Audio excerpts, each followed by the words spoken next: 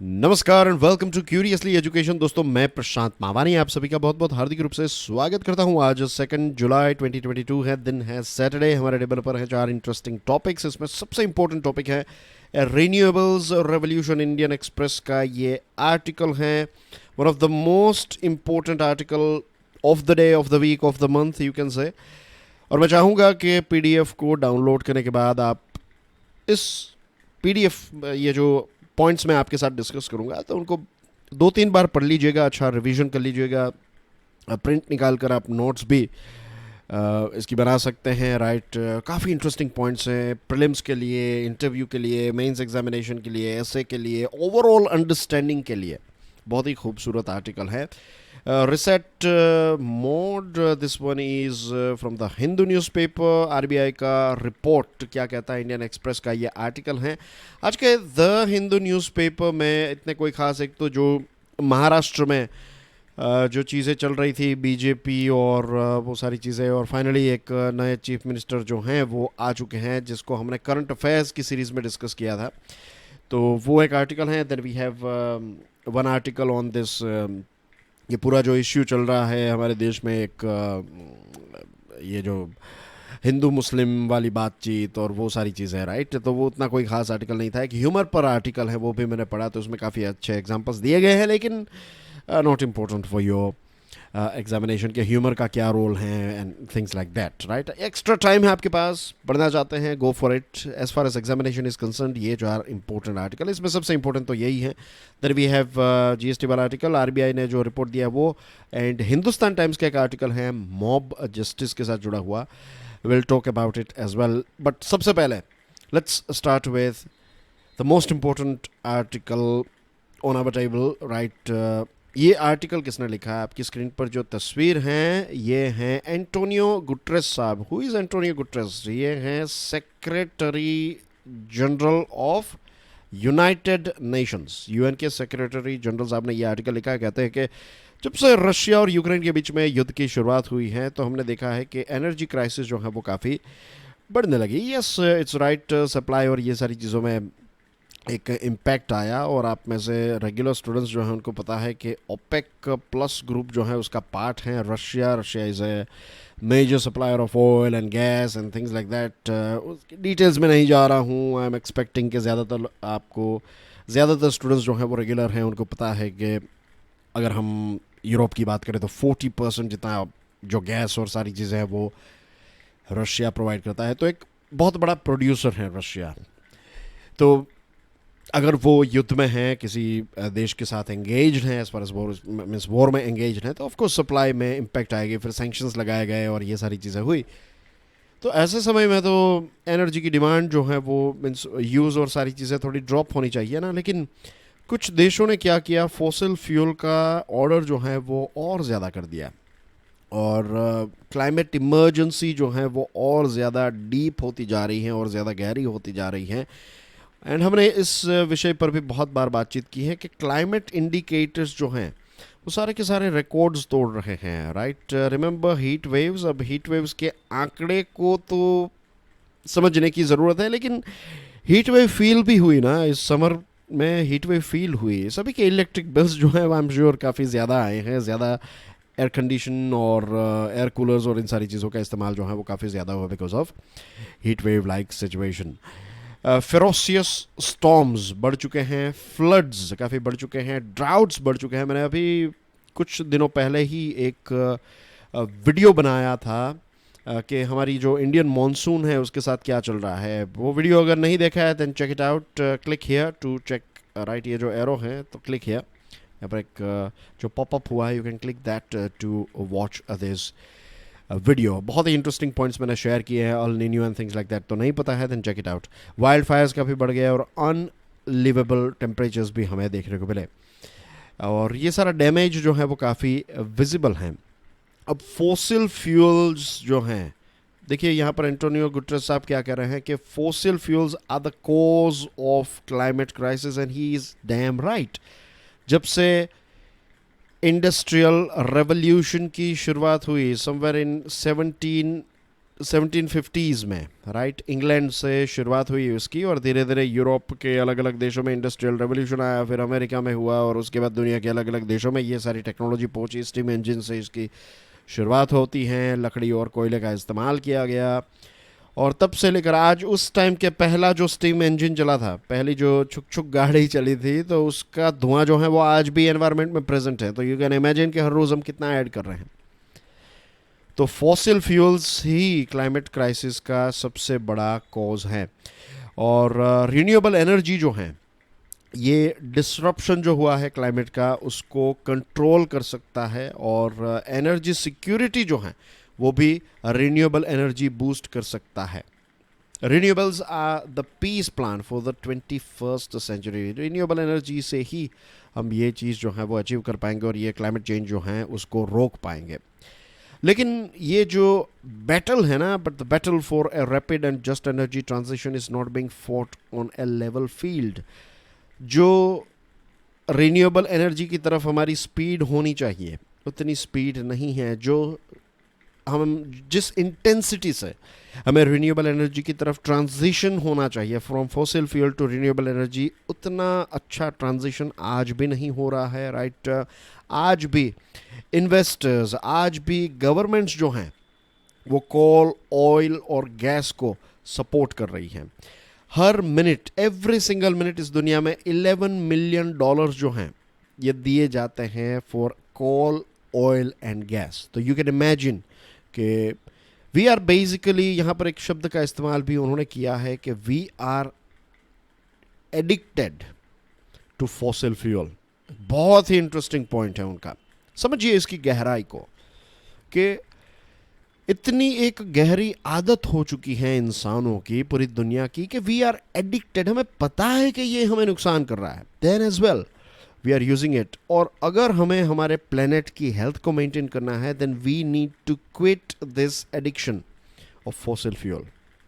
इसका कोई दूसरा विकल्प है ही नहीं, राइट। इसका कोई प्लान भी नहीं है। This is the only plan we need to follow. फटाफट हमें मूव करना होगा from fossil fuel to renewable energy.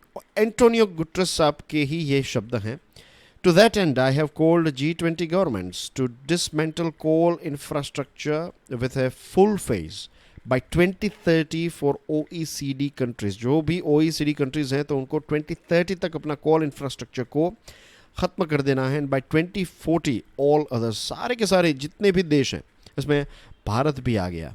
देखिए इंडिया जो है, दुनिया ने क्या कहा, डेवलप देशों ने ये कहा कि 2050 तक हम फॉसिल फ्यूल का या फिर आप नेट ज़ीरो जो हैं उसका नेट ज़ीरो हम अचीव कर लेंगे। What is net zero? Net zero का मतलब ये होता है दोस्तों कि जितना आप कार्बन एमिट कर रहे हैं उतना ही आप एब्जॉर्ब कर लें। तो carbon additional add means carbon जो है वो एक प्रकार से रिलीज़ ही नहीं हो रहा है, क्योंकि जितना आपने 1 किलोग्राम एक किलोग्राम एनवायरनमेंट में छोड़ा तो 1 किलोग्राम आपने एब्जॉर्ब भी कर लिया using artificial as well as natural ways. के फॉरेस्ट आपने बढ़ा दिए, ट्रीज ज़्यादा लगा दिए और आपने कुछ मशीन्स लगा दिए जिनकी वजह से कार्बन डाइऑक्साइड और ये सारे पॉल्यूटेंट्स जो हैं उनको आप एब्जॉर्ब कर लेते हैं। तो दैट इज़ नेट ज़ीरो।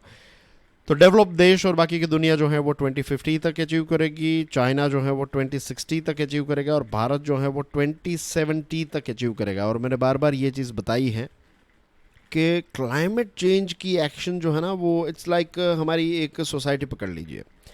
एक सोसाइटी में लेट्स से 20 घर हैं, तो 20 घर में से अगर कोई एक घर भी अपना कचरा जो है वो रोड पर ऐसे डाल रहा है तो वो सोसाइटी क्लीन नहीं होगी। इन द सेम वे अगर कोई एक देश, भारत जैसा देश, अगर 2070 तक एमिट करता रहा तो it's not going to be helpful for the whole world.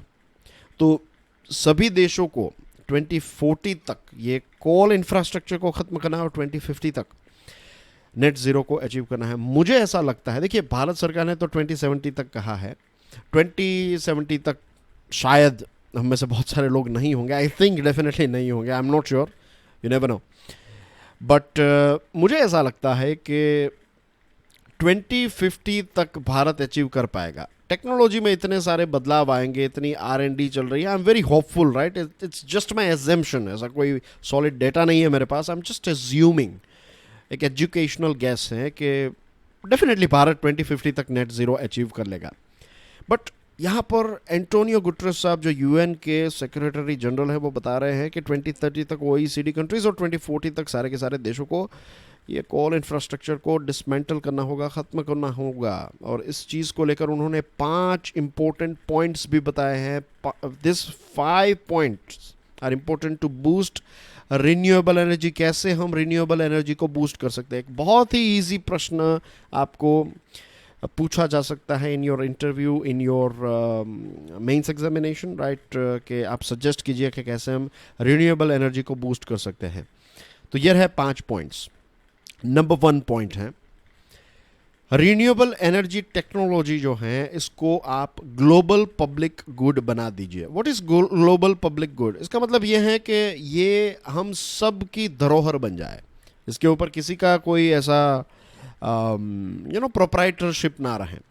तो इसके ऊपर जितनी भी इंटेलेक्चुअल प्रॉपर्टी बैरियर्स जितने भी हैं, ये सारे के सारे बैरियर्स जो हैं उनको हटा दिए जाए और टेक्नोलॉजी ट्रांसफ़र की जाए, ताकि गरीब देश जो हैं, गरीब से गरीब देश, अगर कोई अफ्रीका का गरीब देश है, कोई एशिया का गरीब देश है, तो ये देश जो हैं वो भी इन सारी टेक्नोलॉजीज़ का इस्तेमाल आज से ही करने लगे। Very very important point. Number 2, improve global access to supply chains for renewable energy technologies, components and raw material। जो renewable energy के लिए जो टेक्नोलॉजीज़ का इस्तेमाल होता है, जो components हैं, जो raw material हैं, इसका एक्सेस हर एक देश के पास होना चाहिए। 2020 तक हमारी कैपेसिटी क्या थी? ये दुनिया की कैपेसिटी की बात है। 5 गीगावाट ऑफ बैटरी स्टोरेज, इतनी कैपेसिटी थी हमारी।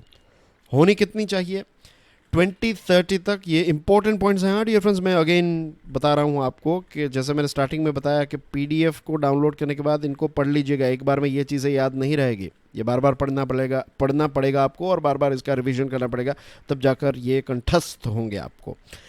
तो we need 600 gigawatt of storage capacity. अभी कितनी है? 2 साल पहले 5 गीगावाट थी। वी नीड 595 लेट्स से, और 590 बाय 2030। इसके लिए चाहिए ग्लोबल कोएलिशन। तो जो भी सप्लाई चेन को लेकर बॉटलनेक से जो भी हर्डल्स हैं, इन सारे हर्डल्स को हमें हटाना पड़ेगा। और लिथियम की और दूसरी बैटरी मटेरियल की जो प्राइसेस बहुत ज़्यादा हैं, तो उसको कम करने की ज़रूरत है। This is point number 2। Number 3, red tape. What is red tape? जो एक स्नेल पेज से ब्यूरोक्रेसी काम करती है। अलग अलग देश जो है वो डिसीजन लेने में महीने लगा देते हैं, दशक लगा देते हैं। तो सोलार और विंड एनर्जी और इनके प्रोजेक्ट जो हैं वो फटाफट फास्ट ट्रैक अप्रूवल इनके होने चाहिए, और इलेक्ट्रिसिटी ग्रिड जो है उसको मॉडर्नाइज करने की ज़रूरत है, right. This is very very important again. Number 4, world must shift energy subsidies from fossil fuels to protect vulnerable people from energy shocks and invest in just transition to a sustainable future। जो energy subsidy हम fossil fuel को देते हैं वो बंद करके हमें renewable को देनी है, और जो लोग इससे प्रभावित होंगे, जब आप फॉसिल फ्यूल को सब्सिडी देना, राहत देना बंद करेंगे, तो बहुत सारे लोगों के पर इसकी इम्पैक्ट आएगी, तो उनको प्रोटेक्ट करने की ज़रूरत है। This is point number 4। And number 5, renewable में जो इन्वेस्टमेंट है इसको 3 गुना ज़्यादा करने की ज़रूरत है, और इसके लिए हम multilateral development banks, development finance institutions और कमर्शियल बैंक्स को भी रॉप इन कर सकते हैं, यानी कि उनको भी हम ऑन बोर्ड ला सकते हैं। तो ये थे 5 इंपॉर्टेंट पॉइंट्स।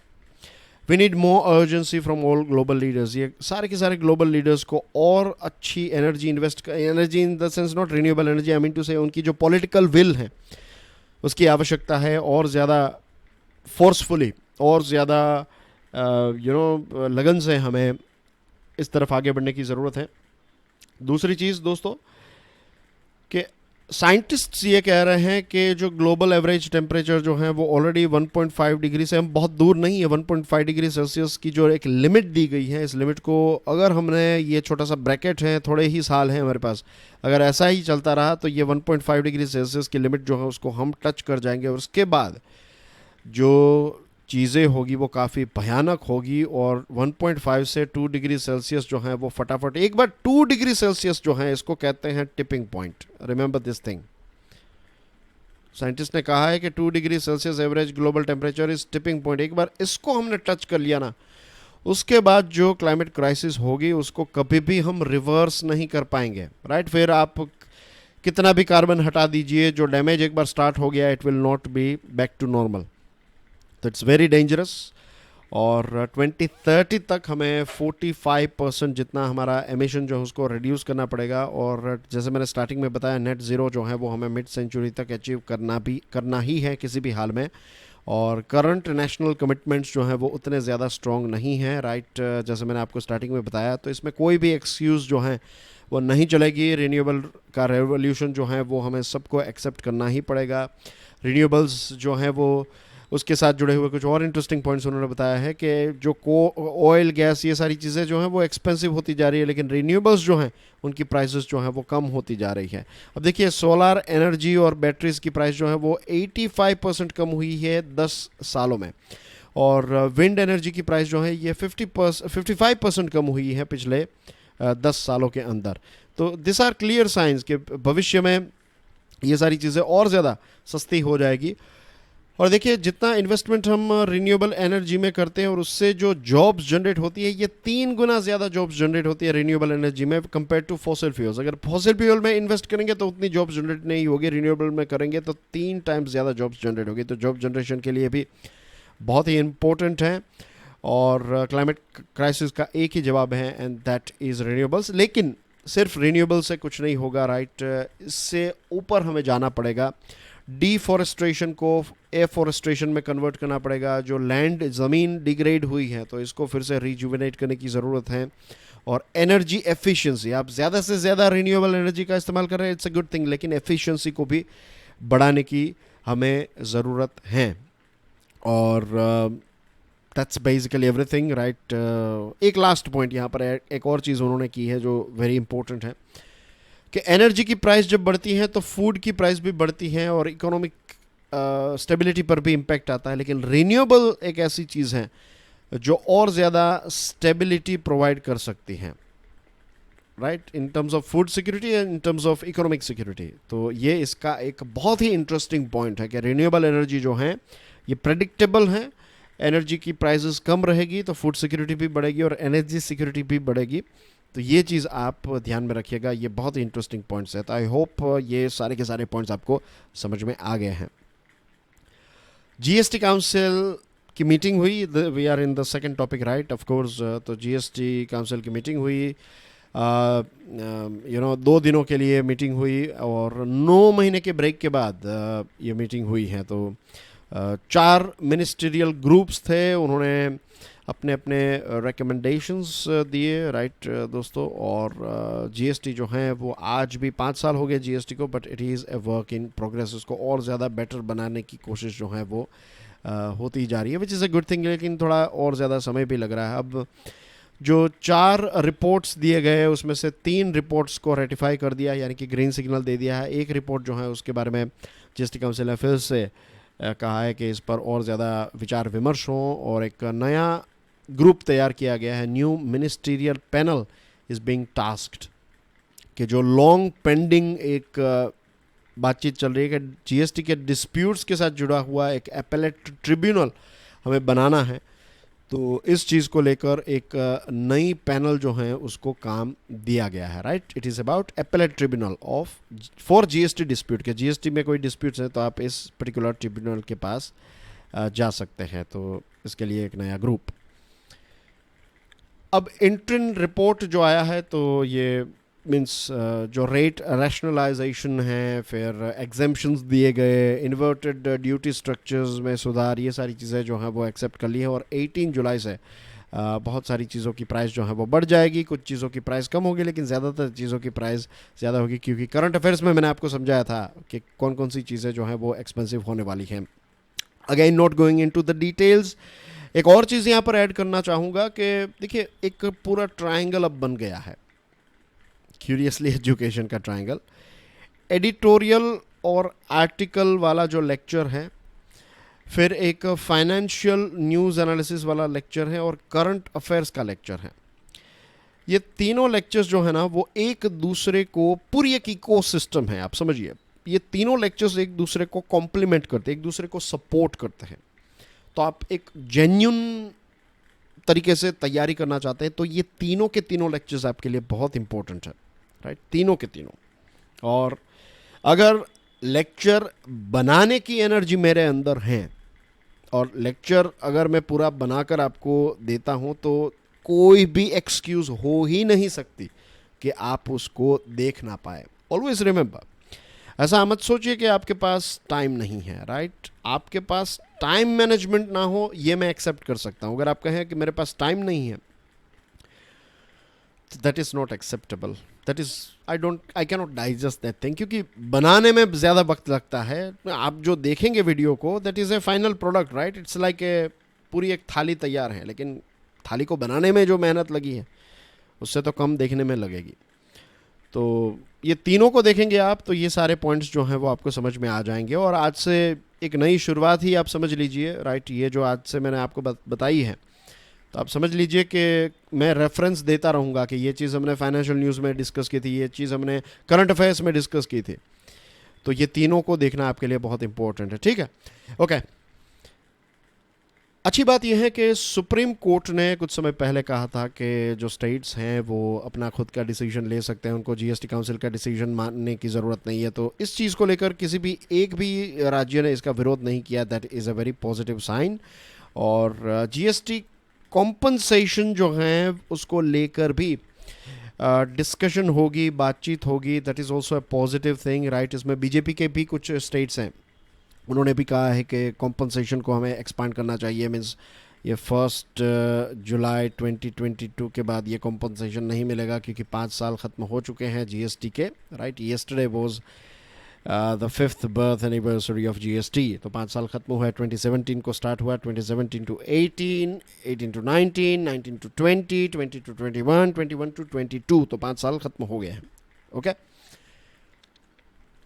तो जीएसटी काउंसिल ने कहा है कि चलिए ठीक है, इसके बारे में बात करेंगे, बातचीत करेंगे। तो इट्स अ गुड थिंग कि कॉम्पनसेशन को लेकर सेंट्रल गवर्नमेंट और स्टेट गवर्नमेंट्स जो है बातचीत करेगी, जीएसटी काउंसिल बातचीत करेगी और देखेंगे कि आगे इसमें क्या होता है।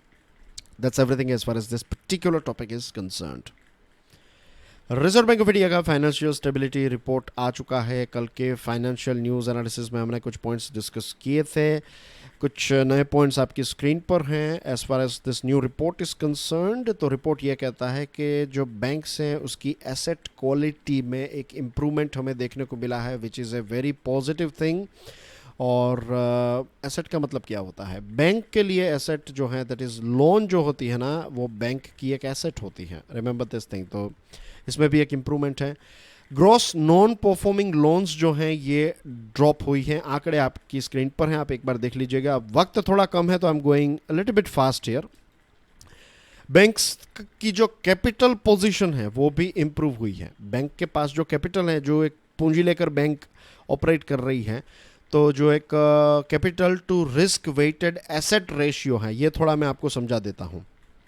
Capital to risk weighted asset ratio, तो ये इम्प्रूव हुआ है, 16.7% हुआ है।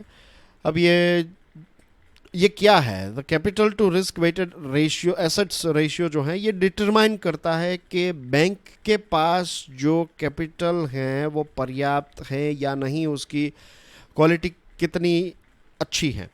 कि अगर कुछ इंसॉल्वेंसी हो जाए, कोई डिपॉजिटर का फंड जो है उसके ऊपर कोई इम्पैक्ट नहीं आएगी। अगर कुछ एनपीए हो गया, कुछ नुकसान हो गया बैंक का, तो बैंक का कैपिटल जो है वो डिस्टर्ब नहीं होगा। तो ये रेशियो भी काफ़ी अच्छा इंप्रूव हुआ है। तो this is also a healthy sign, right. और यहाँ पर है, देखिए, the capital to risk weighted assets ratio will help determine whether or not a bank has enough capital to take any losses before becoming insolvent or losing depositors fund। कि ये ratio जितना अच्छा होगा उसका मतलब ये है कि बैंक अगर कोई लॉस हो गया, अगर कोई एनपीए हो गया, ऐसा कुछ हुआ, तो बैंक जो है वो इंसॉल्वेंट नहीं होगी, जो डिपॉजिटर्स हैं उनके पैसे नहीं चले जाएंगे। तो ये रेशियो जितना अच्छा होगा, that means banks are healthy. Banks के पास अच्छा कैपिटल है, अच्छा खासा कैपिटल है। और जो मैक्रो इकोनॉमिक शॉक्स है ना, कुछ बड़ी बड़ी चीज़ें, इन्फ्लेशन आ गया, ये सारी चीज़ें, तो इनको डील करने के लिए बैंक की कैपेसिटी काफ़ी अच्छी है, ये रिपोर्ट कहता है। As far as asset quality across सारे सेक्टर्स में, राइट, जो लोन्स दी गई थी engineering goods, gems and jewellery, construction, तो इसमें बैड लोन जो है वो ड्रॉप हुई है, तो that is also a good sign. और जो लार्ज बोरोवर्स है, लेट्स से कोई एक बड़ी कंपनी ने, लेट्स से कि रिलायंस जो है अनिल अंबानी की रिलायंस, तो एक बैंक ने उसको, इस कंपनी को लेट्स से 10,000 करोड़ रुपए दिए हैं, राइट। 10,000 करोड़ रुपए अगर इस एक पर्टिकुलर कंपनी को दिए हैं, तो अगर ये कंपनी डूब गई तो बैंक की हालत ख़राब हो जाएगी। तो ऐसी बड़ी बड़ी लोन्स भी बैंक देती हैं, लेकिन बड़ी बड़ी लोन्स जो हैं उसमें भी ख़राब परफॉर्मेंस जो है वो कम हुआ है, तो that is also a good sign कि बैंक को मीन्स एक ही आपके पास 10 एग्स हैं और 5 एग आपने एक बास्केट में रखे और बाकी के एक एक बास्केट में रखे, तो वो 5 एग वाला बास्केट अगर गिर गया तो आपको 5 अंडों का नुकसान हो जाएगा। तो ऐसा नहीं है, अभी सिचुएशन काफ़ी अच्छी हो रही है। लार्ज बोरोवर्स जो हैं तो उनकी बैड लोन्स जो हैं वो डिक्लाइन हुई हैं, एज यू कैन सी। फिर एक चीज़ है SMA0 एंड SMA1 कैटेगरी। तो इसका मतलब क्या है? SMA0 का मतलब ये है कि अगर कोई लोन है जो 0 से 30 डेज, राइट, 30 दिनों के अंदर पेमेंट करना है, तो इसका जो ओवरड्यू, ऐसे ओवरड्यूज जो हैं तो इस पे ये भी ड्रॉप हुए हैं। और SMA1 का मतलब होता है 31 से 60 डेज का पेमेंट ब्रैकेट, तो इसमें भी ड्रॉप हुआ है। तो इट्स अ गुड थिंग कि अगर आपको लेट्स से आज पैसे 1 जुलाई तक दे देने थे, तो ऐसे ऐसे ओवरड्यू जो हैं वो भी कम हुए हैं। प्रिंसिपल और इंटरेस्ट दोनों की मिलाकर बात होती है इसमें, तो ये भी कम हुए हैं। एंड SMA1 जो है उसमें भी ड्रॉप देखने को मिला है। तो ओवरऑल अगेन वही पुरानी घिसी पिटी बातें मैं कर रहा हूँ, मीन्स घिसी पिटी in the sense same sentence repeat हो रहे हैं कि ओवरऑल हेल्थ जो है वो अच्छी है as far as this stability report is concerned.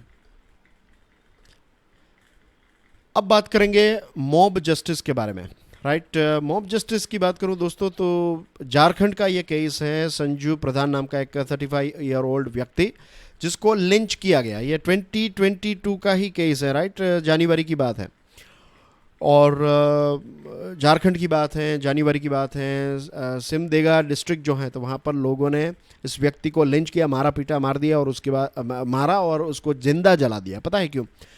क्योंकि इस व्यक्ति पर यह इल्ज़ाम था कि इसने 6 साल पेड़ों को, 6 साल जो एक पेड़ का प्रकार है, तो साल ट्रीज़ को कट किया था इस व्यक्ति ने। और वहाँ के लोकल जो है इसको बहुत ही पवित्र मानते हैं साल के पेड़ को, तो इसको कट करना यानी कि उनकी जो भावनाएं, आस्था है उसको ठेस पहुँची, तो लोगों ने कानून अपने हाथ में लिया। अब झारखंड ने कुछ दिनों पहले ही ये जब हादसा हुआ तो एक ही हफ्ते में ऐसे 2 हादसे हो गए और झारखंड ने ये prevention of mob violence and mob lynching bill 2021 पास किया था। लेकिन ये बिल जो है वो इस घटना को नहीं रोक पाया और ये चीज़ हमें देखने को मिली। और पिछले 5 सालों में झारखंड में 46 केसेस देखने को मिले। तो हमारे देश में आप कह सकते हैं झारखंड का परफॉर्मेंस जो है या फिर झारखंड जो है वो मॉब लिंचिंग में बहुत ही बदनाम राज्य हैं। राजस्थान और वेस्ट बंगाल ने भी इस प्रकार के कानून बनाए हैं, लेकिन ड्राफ्टिंग काफ़ी अच्छा ना होने की वजह से इस प्रकार के बिल की इम्पैक्ट जो है वो काफ़ी कम है। झारखंड की बात करें तो वहाँ पर ऐसा था कि ऑफिसर जो है वो मौजूद था, पुलिस ऑफिसर्स थे, उनके बावजूद भी लोगों ने, भीड़ ने पकड़कर उस व्यक्ति को मार डाला, उसको जिंदा जला दिया और ऑफिसर्स वहाँ पर चुपचाप बैठे हुए थे। क्योंकि झारखंड का लॉ जो है वो ये कहता है कि उसमें कोई ऐसी बात नहीं है कि अगर कोई ऑफिसर जो है वो लिंचिंग को रोकने में नाकामयाब रहता है या फिर जानबूझकर नहीं रोकता है तो उस ऑफिसर के खिलाफ कोई भी एक्शन नहीं लिया जा सकता। तो इस प्रकार के ख़राब ड्राफ्टिंग वाले लॉ हैं। फिर विच बर्निंग, जो कहते हैं कि ये डायन हैं, चुड़ैल हैं, ब्लैक मैजिक करती हैं, शापित हैं, तो ऐसी खास करके महिलाएं जो हैं, ये अंधश्रद्धा की वजह से महिलाओं को टारगेट किया जाता है। तो इसको भी रोकने के लिए ये चीज़ें जो हैं वो बिल में नहीं है। सोशल कंडीशन जो हैं उसको एड्रेस करने की ज़रूरत है। लेकिन ये सारी चीज़ें, इसी कंपैरिजन में अगर हम मणिपुर का लॉ देखें तो मणिपुर जो राज्य है उसका लॉ काफ़ी अच्छा है, right. I am not saying कि परफेक्ट है, लेकिन कंपेयर टू झारखंड काफ़ी अच्छा है, कंपेयर टू राजस्थान काफ़ी अच्छा है। कि अगर कोई ऐसा ऑफिसर गिल्टी है तो उसको प्रोसिक्यूट करने के लिए, उसके ऊपर एक्शन लेने के लिए आपको सरकार की परमिशन की ज़रूरत नहीं है, आप डायरेक्टली उस पब्लिक सर्वेंट पर एक्शन ले सकते हैं। फिर राजस्थान और मणिपुर का लॉ जो है वो रिहेबिलिटेशन के मामले में अच्छा है कि विक्टिम को और उसके परिवार को रिहेबिलिटेट करने की बात हमें इस बिल में देखने को मिलती है। लेकिन क्या सिर्फ अच्छा कानून ही चीज़ों को, इस प्रकार की चीज़ों को रोक सकता है? The answer is no. कानून के साथ साथ सोसाइटी की अवेयरनेस भी काफ़ी इम्पोर्टेंट है, राइट। अब यहाँ पर झारखंड में जो ये केस हुआ ना, ये संजू प्रधान का, तो उसमें कुछ एक्टिविस्ट्स ने ये केस को उठाया ही नहीं। एक्टिविस्ट का मानना ये था कि ये साल के पेड़ों को लोगों के द्वारा कट किया जाता है, टिम्बर माफिया के द्वारा कट किया जाता है, और इसमें फॉरेस्ट ऑफिशियल्स जो हैं वो चुपचाप बैठे रहते हैं, उनके पास उतने कोई पावर्स नहीं है, अपना काम नहीं करते हैं। तो सोशल एक्टिविस्ट्स ने भी कोई स्टैंड नहीं लिया, तो ना तो पॉलिटिशियंस ने ना तो सोशल एक्टिविस्ट ने कोई स्टैंड लिया, और इसकी वजह से इस प्रकार के मॉब लिंचिंग हमें देखने को मिल रहे हैं। और फिर गौरक्षक के नाम पर प्राइम मिनिस्टर साहब ने बताया था, इज़न्ट इट, कि गौरक्षक के नाम पर लोग जो हैं, कुछ गुंडे जो हैं वो मॉब लिंचिंग कर रहे हैं, तो ये सारी चीज़ें एक्सेप्टेबल नहीं हैं। तो ये सारी चीज़ों का रूट कॉज जो एक है, that is lack of proper criminal justice system. This is number one reason. लोगों को पता है कि उनको न्याय जो है वो सालों के बाद मिलेगा, दशकों के बाद मिलेगा, कोर्ट्स में बहुत सारे केसेस पेंडिंग हैं, तो क्रिमिनल्स को एक प्रकार का कॉन्फिडेंस मिल जाता है। तो this is number one reason. Number two is lack of, आप इसमें एजुकेशन कह सकते हैं, मैं तो कहूँगा lack of awareness and lack of sensibility, ये चीज़ मैं कहूँगा। तो criminal justice system and lack of awareness, education, sensibility, जो भी शब्द यूज़ करना चाहे, या फिर तीनों भी आप यूज़ कर सकते हैं। तो ये चीज़ों की वजह से इस प्रकार के केसेस जो हैं वो हमें देखने को मिल रहे हैं। But we need to end this thing, right. ये बिल्कुल ही एक्सेप्टेबल नहीं है कि मॉब लिंचिंग हो। और That's everything from my side, dear friends. Thank you very much for your love and support. मैंने आपकी कमेंट्स पढ़ी. Yes, I am back. Thank you very much for your prayers. But please make sure कि आप इस lecture को दूसरे students के साथ तो शेयर ज़रूर करें, right. I want to achieve 1000 views per day, right. Easily achievable हैं अगर आप शेयर करें। Each and every single person, अगर आप शेयर करें, आप जितने लाइक्स करते हैं, जितने भी लोग, राइट, इस वीडियो को, आप सभी के सभी अगर इसको शेयर करें आपके व्हाट्सएप पर, इंस्टाग्राम पर, फेसबुक पर, राइट, अगर आप हर रोज़ इसको शेयर करें, each and every single one, right, तो ये सीरीज़ जो है वो ईजिली 1000 व्यू अचीव कर सकती है। This is minimum, right. If it is one of the best series available on YouTube, तो इसके व्यूज़ क्यों नहीं आ रहे हैं? बिकॉज कितने सारे हज़ारों स्टूडेंट्स को इसके बारे में पता नहीं है। तो उन तक पहुंचाने का काम जो है वो आपको करना है। ये एक प्रकार का गुरु दक्षिणा कह लीजिए आप इसको, राइट। रिटर्न में अगर आप कुछ देना चाहते हैं, कुछ करना चाहते हैं क्यूरियसली एजुकेशन के लिए, then share it on a regular basis. Thank you very much for your love and support. God bless you all. Jai Hind.